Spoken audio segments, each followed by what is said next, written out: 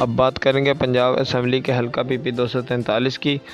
Election کے ہارنے کے بعد تابعدار خان اعتماد کھو چکے ہیں۔ سید یوسف رضا گیلانی کی کامیابی اور آئی ایم ایف کے نمائندے حفیظ شیخ کی شکست کے بعد جھوٹے ترجمانوں کی زبانیں گنگ ہو گئی ہیں۔ ان خیالات کا اظہار عوامی ایم پی ڈاکٹر مظہر اقبال چودھری نے سینٹ الیکشن میں سید یوسف رضا گیلانی کی بہترین کامیابی کے بعد کے ایچ نیوز کے بیورو چیف خالد ہاشمی سے گفتگو کرتے ہوئے کیا۔ ہم اس بے مثال کامیابی پر پاکستانی قوم کو، پی ڈی ایم قیادت کو، پی ڈی ایم کے کارکنان کو، بالخصوص پاکستان مسلم لیگ نون کے کارکنان کو، پی پی 243 کی عوام کو مبارکباد پیش کرتے ہیں۔